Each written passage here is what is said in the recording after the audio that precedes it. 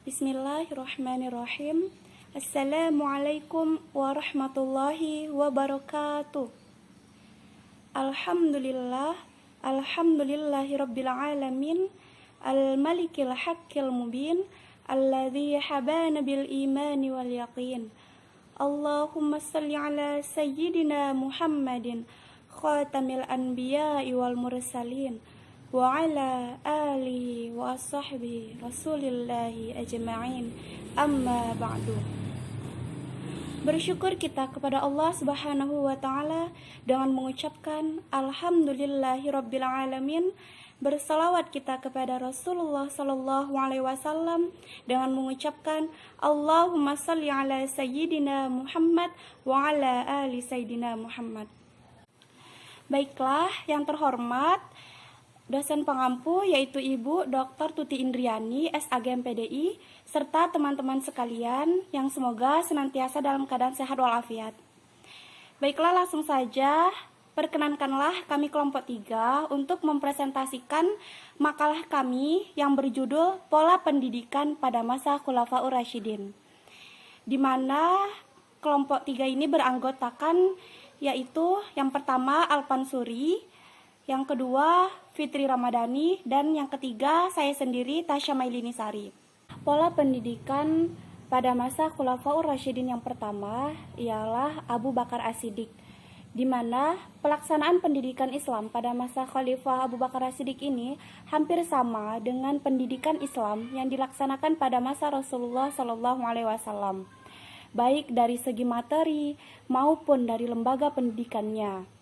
Di mana dari segi materi pendidikan Islam terdiri atas yang pertama yaitu pendidikan keimanan, yaitu menanamkan bahwa satu-satunya yang wajib disembah hanyalah Allah Subhanahu wa Ta'ala. Lalu yang kedua ialah pendidikan akhlak, seperti adab masuk rumah orang, sopan santun dalam bertetangga, bergaul dalam masyarakat, dan lain sebagainya. Dan yang ketiga ialah pendidikan ibadah, seperti melaksanakan sholat, puasa, zakat, dan haji. Dan yang keempat yaitu pendidikan kesehatan, seperti kebersihan, menerangkan bahwa gerak-gerik dalam sholat itu merupakan didikan untuk memperkuat jasmani serta rohani. Walaupun lembaga pendidikan pada masa Khalifah Abu Bakar masih seperti lembaga pendidikan pada masa Rasulullah, akan tetapi dari segi kuantitas maupun kualitas sudah banyak mengalami perkembangan. Adapun lembaga-lembaga tersebut meliputi yang pertama ialah kutab. Lembaga pendidikan selanjutnya ialah masjid. Dan adapun metode yang digunakan pada masa Abu Bakar yaitu yang pertama ialah membaca dan menulis, yang kedua menghafal Al-Quran, dan yang ketiga ialah mempelajari pokok-pokok ajaran Islam dengan praktik seperti cara wudhu, cara sholat, dan sebagainya.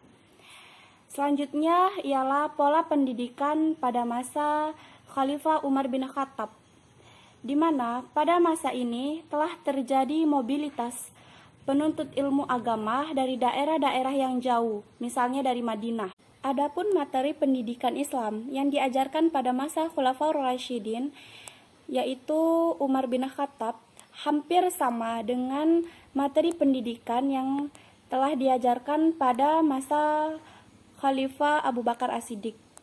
Tetapi ketika Umar bin Khattab diangkat menjadi khalifah, ia menginstruksikan kepada penduduk agar anak-anak diajari yang pertama mengendarai unta, yang kedua memanah, yang ketiga membaca, yang keempat menghafal syair-syair yang mudah dan peribahasa. Sedangkan materi pendidikan pada tingkat menengah dan tinggi terdiri dari yang pertama yaitu Al-Quran dan tafsirnya, yang kedua hadis dan pengumpulannya, dan yang ketiga ialah fikih. Dan itulah pola pendidikan pada masa Khalifah Abu Bakar As-Siddiq dan Umar bin Khattab. Selanjutnya, pola pendidikan pada masa Utsman bin Affan dan Ali bin Abi Thalib akan dilanjutkan oleh teman saya, yaitu Alpansuri. Bismillahirrahmanirrahim.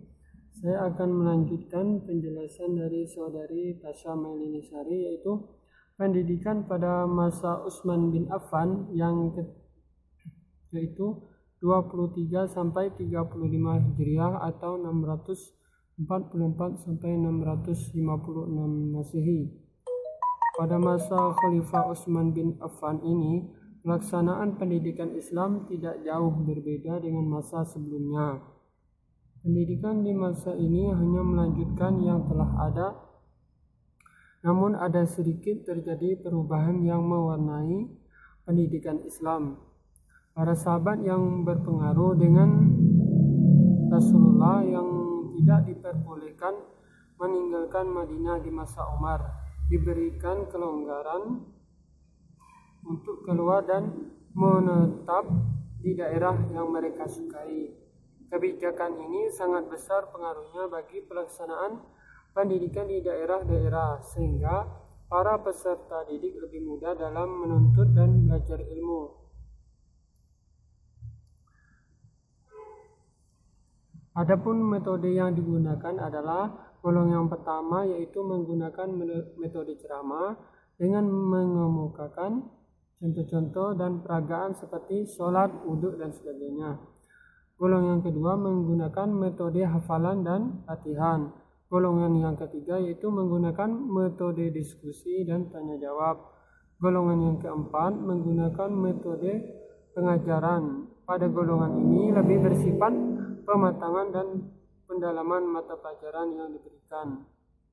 Nah, kemudian ada 3 fase dalam pendidikan dan pengajarannya. Fase pertama, pembinaan, yaitu memberikan kesempatan agar terdidik memperoleh kemantapan iman. Kemudian fase pendidikan yaitu ditekankan pada ilmu-ilmu praktis dengan maksud agar mereka dapat segera mengamalkan ajaran dan tuntunan agama dengan sebaik-baiknya dalam kehidupan sehari-hari. Kemudian fase pembelajaran. Ada pelajaran-pelajaran lain yang berikan untuk penunjang pemahaman terhadap Al-Quran dan hadis, seperti bahasa Arab dengan tata bahasanya, menulis, membaca, syair, dan peribahasa. Kemudian pada masa yang keempat ini, pada masa Khalifah Ali bin Abi Thalib, yaitu 35 sampai 40 Hijriah atau 656 sampai 661 Masehi. Dari sejak awal kekuasaannya, kekhalifahan Ali selalu diselimuti pemberontakan. Salah satunya peperangan dengan Aisyah atau istri Nabi bersama Tolha dan Abdullah bin Zubair yang berambisi menduduki jabatan khalifah.